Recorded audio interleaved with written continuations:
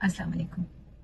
बस एक बात कहूँ, वर्दी सज रही थी ना, टोपी भी अच्छी लग रही थी। वैसे वर्दी उनको अच्छी लगती है और वर्दी वाले भी उनको अजीज हैं, और वर्दी वालों की मेहरबानी से ही ये मुमकिन हुआ कि इतनी बेहतरीन किस्म की टिकटॉक्स फ्री में कभी भी बनाई जा सकें। पाकिस्तानियों को भी खुश होना चाहिए कि उनको एक बेहतरीन टिकटॉकर मिले हैं जो हर रोज़ एक नए रूप में, एक नए बल्कि बहरूप में और एक नए अटायर में उनके सामने आती हैं और उनका दिल जो है वो उनको खुश करने के लिए कर रही हैं, दिल बहला रही हैं पाकिस्तानियों के। आखिर महंगाई इतनी है, मईशत ख़राब है, वोट चोरी हो गया और लोगों पे मुश्किल वक्त है, ना सिर्फ इस लिहाज से, सियासी लिहाज से भी लोगों पर मुश्किल वक्त है। कई लोग सालों से जेलों में हैं, तकलीफ है। पाकिस्तान के अलावा बाहर भी मुसलमानों पे मुश्किल वक्त है। तो ऐसे में एक बेहतरीन मौका मिला है पाकिस्तान को कि एक ऐसी टिकटॉकर जो कहीं पे भी किसी भी वक्त पहुंच जाती हैं एक नए अटायर में, और एक खूबसूरत सी टिकटॉक जो है वो बना के सबके दिल को जो है वो खुश करने के लिए वो करती हैं काम।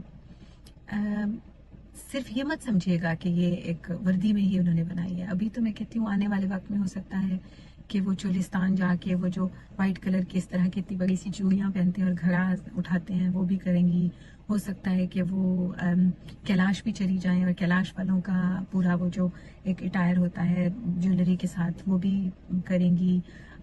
और भी कल को हो सकता है कि किसी वो जो ट्रैफिक कांस्टेबल होते हैं उनका लिबास पहन के कहीं आपको ट्रैफिक भी मैनेज करती हुई नजर आए। तो आपको ये मत समझें कि ये सिर्फ आज ऐसा हुआ है, आने वाले वक्त में इस तरह से होता रहेगा। बात असल में ये है कि ये टिकटॉक्स तो बनती रहेंगी, लेकिन पाकिस्तान के साथ, पाकिस्तानियों के साथ मुश्किल वक्त है।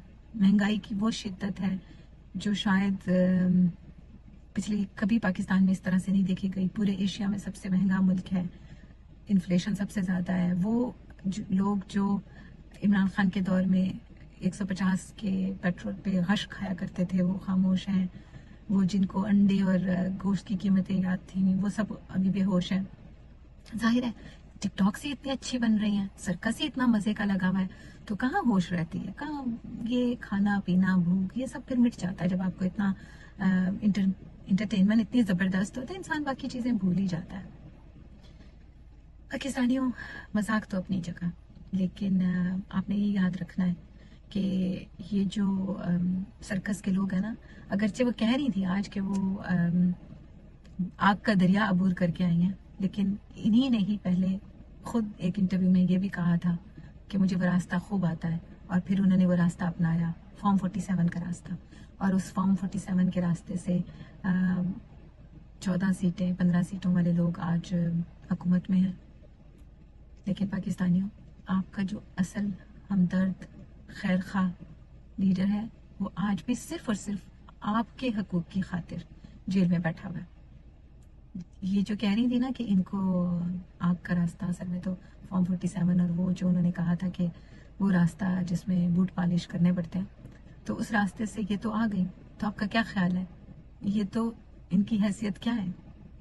वो तो पूरी उम्मा का लीडर है, वो पूरे आप पाकिस्तानियों का, पूरे पाकिस्तान का 80% 90% पाकिस्तान का लीडर है, वो मुस्लिम उम्मा का लीडर है। तो वो क्या, वो नहीं निकल सकता जेल से?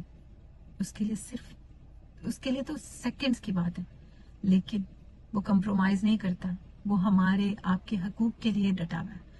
वो कहता है कि अगर वो डील मांगने वाला नहीं है, उससे डील मांगी जाती है, लेकिन उसका जवाब यही है कि मेरे पाकिस्तान का मैंडेट वापस करो और फिर मुझसे कोई बात करो।